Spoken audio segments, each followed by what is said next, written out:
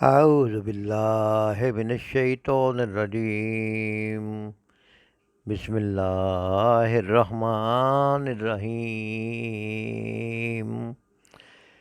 وَإِذْ آتَيْنَا مُوسَى الْكِتَابَ وَالْفُرْقَانَ لَعَلَّكُمْ تَهْتَدُونَ وَإِذْ اور جب آتَيْنَا ہم نے دی موسیٰ علیہ السلام کو الکتاب کتاب والفرقان اور فرقان یعنی جدا جدا کرنے والی چیز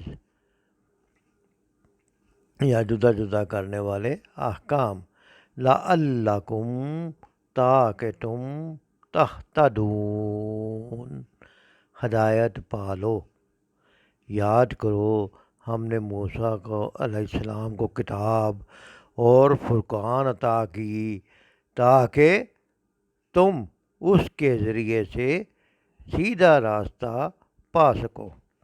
تو کتاب اور فرقان اللہ تعالیٰ نے کس مقصد کے لیے دی؟ یہ مقصد اس آیت کریمہ میں بتا دیا گیا ہے تاکہ تم اس سے سیدھا راستہ پا سکو۔ لہذا کتاب اور فرقان کا مقصد یہ ہوا کہ اس کو پڑھنا اور اس کو مطالعہ کرنا اور اس کے ساتھ اپنا تعلق جوڑنا کس مقصد کے لیے ہو؟ تاکہ ہم سیدھا راستہ پا سکیں۔ اس کتاب کو صرف معلوماتی کتاب کی طرح پڑھنا جو ہے وہ اس کتاب کا حق ادا کرنا نہیں ہے۔ سیدھا راستہ پا کر سیدھا راستے پہ عمل کرنا بھی ضروری ہے۔ یہ اسی طرح ہے کہ دنیا میں آپ کوئی بھی کام اپنی دنیاوی مقاصد کے لیے سیکھتے ہیں، پھر اس کو اس کے مطابق کرتے ہیں تاکہ اس سے متعلقہ یا اس سے حاصل ہونے والے نتائج جو ہے ان تک پہنچ سکو۔ اگر کامیابی چاہتے ہو تو وہ راستہ اختیار کرو گے تو کامیابی ملے گی۔ اسی طرح کتاب اور فرقان کا مقصد یہ ہے کہ اس سے سیدھا راستہ پا سکو۔ اس کا مطالعہ جب بھی کرو سیدھے راستے کی تلاش میں کرو اور عمل کی نیت سے کرو۔ ڈاکٹر اسرار احمد صاحب کتاب الفرقان کی معنوں میں بتاتے ہیں کہ فرقان سے مراد حق اور باطل کے درمیان فرق کر دینے والی چیز ہے۔ فرقان فرق کر دینے والی، حق اور باطل کے درمیان فرق کر دینے والی۔ وَلَقَدْ آتَيْنَا مُوسَى الْكِتَابَ وَالْفُرْقَانَ تو کیا ہوا؟ یہ حق اور باطل کے درمیان فرق کر دینے والی چیز۔ اور کتاب کیا ہے؟ کتاب کا لفظ عام طور پر شریعت کے لیے آتا ہے۔ سید مودودی رحمۃ اللہ علیہ اس آیت کی تفسیر میں لکھتے ہیں کہ یہاں فرقان سے مراد دین کا وہ علم اور فہم ہے جس سے آدمی حق اور باطل میں تمیز کرتا ہے۔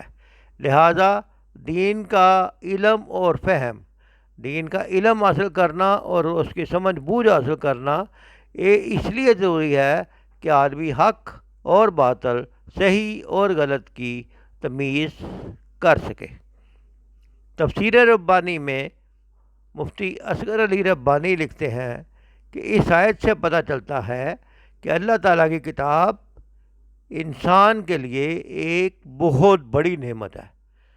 ہدایت صرف اسے مل سکتی ہے اور کامیاب لوگ وہی ہیں جو اللہ کی کتاب پر عمل کرتے ہیں اور اس کے ذریعے حق و باطل کو پہچانتے ہیں۔ ہدایت کس کو مل سکتی ہے اور کامیاب لوگ کون ہیں؟ ہدایت اسے مل سکتی ہے اور کامیاب لوگ وہ ہیں جو اللہ تعالیٰ کی کتاب پر عمل کرتے ہیں، نمبر 1، اور نمبر 2 حق اور باطل کو پہچاننے کا کام بھی اسی کتاب سے لیتے ہیں۔ جو یہ کتاب کہہ دے حق ہے، وہ حق ہے، وہ سچ ہے، وہ عمل کے قابل ہے۔ جو یہ کتاب کہہ دے باطل ہے تو وہ مٹنے والی چیز ہے، اور مٹنے والی چیز کے پیچھے کوئی بھی نہیں لگتا۔ جب حق اور باطل کی پہچان ہو جاتی ہے تو ہر عقل مند آدمی حق کی طرف ہی جائے گا۔ اس لیے ہم پر لازم ہے کہ ہم قرآن و سنت کی روشنی میں اپنا ہر قول و فعل درست کر لیں۔ قرآن و سنت کی روشنی میں کیا کریں؟ اپنی ہر بات اور اپنا ہر عمل درست کریں، قرآن و سنت کے مطابق کریں۔ اور پھر اس کتاب کا حق یہ بھی ہے کہ ہم اپنے اندر حق و باطل میں تمیز کرنے کی صلاحیت بھی پیدا کریں، اور نیکی اور بدی کو برابر یا ایک جیسا نہ سمجھیں۔ نیک اور بد، نیکی اور برائی، اچھائی اور برائی برابر نہیں ہو سکتی، اور ہمیں چاہیے کہ حلال و حرام کی تمیز کو ہر وقت نظروں کے سامنے رکھیں۔ تبھی اس کتاب کو پڑھنے کا اور اس پر عمل کرنے کا فائدہ ہے کہ حلال و حرام کو پہچانو، اچھے اور برے کو پہچانو، حق و باطل میں تمیز کرنا سیکھو، اپنے ہر قول و فعل کو درست کرو، اور قرآن و سنت کی روشنی میں اپنی زندگی بسر کرو۔ تفسیر روح القرآن میں ڈاکٹر محمد اسلم صدیقی صاحب فرقان کے مفہوم میں لکھتے ہیں کہ اس پر غور کرنے سے میں یہ سمجھ میں آتا ہے کہ اس کتاب سے فائدہ اٹھانے والے اور اس پر عمل کرنے والے کو اللہ تعالیٰ کی طرف سے ایک ایسا شعور ملتا ہے اور ایک ایسی حکمت عطا ہوتی ہے جس سے وہ زندگی کے تمام نشیب و فراز میں بڑی آسانی سے حق اور پہچان لیتا ہے، اور کبھی باطل کا شائبہ بھی اسے کسی اشتباہ یا شک و شبہ میں مبتلا نہیں کر سکتا۔ تو یہ ایک ایسی ٹریننگ ہے اس کتاب کو پڑھنے سے، اس کتاب پر عمل کرنے سے، اس کتاب سے فائدہ اٹھانے والے کی نیت رکھنے والوں کے لیے اور اس کتاب پر عمل کرنے والے کے لیے زندگی میں ہزاروں موڑ آتے ہیں۔ یہ ایسا ہر ایک کی زندگی میں ہوتا ہے، میری اور آپ کی زندگی میں بھی ہوتا ہے کہ ایک لمحے میں فیصلہ کرنا پڑتا ہے کہ اب ہمارا اگلا ایکشن کیا ہوگا، اور وہ شعور، وہ دماغ میں تربیت اور ٹریننگ اور وہ حکمت کیسے ملتی ہے؟ اللہ تعالیٰ کیسے اس حکمت کو عطا کرتے ہیں؟ اس کتاب کو پڑھنے والے کے لیے اور اس کتاب پر عمل کرنے والے کے لیے دماغ میں ایک ایسا میٹر فٹ ہوتا ہے جو ایک لمحے میں فیصلہ کرتا ہے کہ حق کیا ہے اور باطل کیا ہے، حق کو کیسے پہچان لیا جاتا ہے اور باطل کو پہچان کے کیسے اس سے بچا جا سکتا ہے۔ اس لیے زندگی کے نشیب و فراز میں انسان ٹھوکر نہیں کھاتا اور باطل اسے کبھی شک و شبہ میں مبتلا نہیں کر سکتا۔ ایسا انسان جو اس کتاب سے ہدایت کا متلاشی ہے، اس کتاب کو ہدایت کی نیت سے پڑھتا ہے، اس کتاب کا مطالعہ کرتا رہتا ہے، وہ حق کو آسانی سے پہچان کر سیدھے راستے پر چل کر کامیابی حاصل کر لیتا ہے۔ ڈاکٹر اسلم صدیقی صاحب فرقان کا ایک اور مفہوم بھی بیان کرتے ہیں۔ وہ کہتے ہیں کہ جس طرح اللہ کے نبی کو اپنی رہنمائی کے لیے کتاب دی جاتی ہے، اللہ کے نبی کو اپنی امت کی رہنمائی کے لیے کتاب دی جاتی ہے۔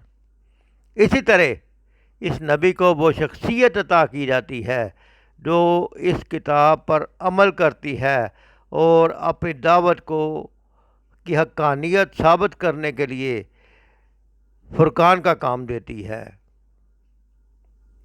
یہاں ایک بات یاد رکھنی چاہیے کہ اللہ کی ہر کتاب فرقان بن کے آتی ہے، اور اس کا ہر نبی بھی اپنی ذات میں فرقان ہوتا ہے۔ اس لیے قرآن پاک کو بھی فرقان کے نام سے یاد کیا گیا ہے۔ فرقان کیا ہے؟ حق اور باطل میں فرق کرنے والی چیز۔ تو نبی کی ذات، نبی کا عمل، نبی کی سنت ہمیں بتاتی ہے کہ کس وقت، کس لمحے کیسے حق اور باطل میں فرق کو پہچانا جاتا ہے۔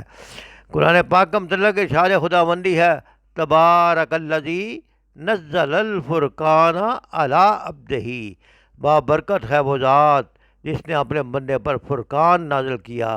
لہذا قرآن کریم میں بھی الفرقان قرآن کی صفت کے طور پر آیا ہے۔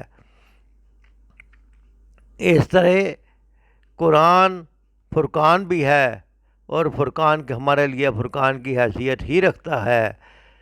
اس لیے ہمیں چاہیے کہ قرآن کا مطالعہ کریں، فرقان سمجھ کے کریں، حق اور باطل میں تمیز کرنے والی کتاب کی طرح کریں، اور اس کتاب سے ہدایت اور روشنی حاصل کر کر حق کو پہچانیں، حق پہ عمل کریں اور باطل سے بچیں۔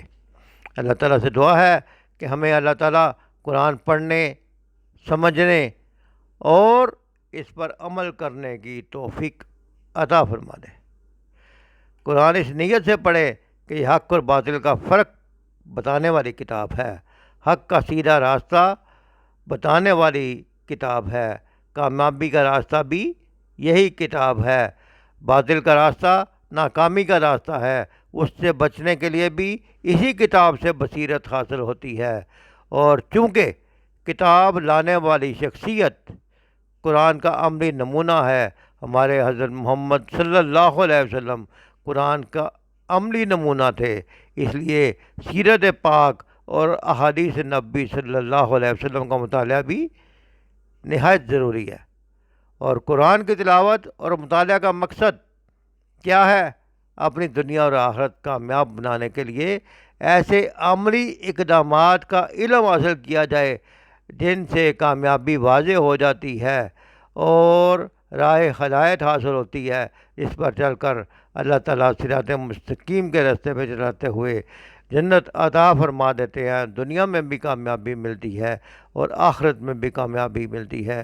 اس لیے اپنے روزمرہ معمولات میں قرآن کا مطالعہ، سیرت کا مطالعہ، سنت کا مطالعہ، احادیث کا مطالعہ اور اس پر عمل اللہ تعالیٰ جو ہے ہمیں آسان فرما دیں، تاکہ ہم اس کے لیے کچھ وقت نکال سکیں اور اس کے مطالعے کو اپنے روزمرہ معمولات میں شامل کر سکیں۔ اللہ تعالیٰ ہمیں عمل کی توفیق عطا فرمائے۔ وما علینا الا البلاغ۔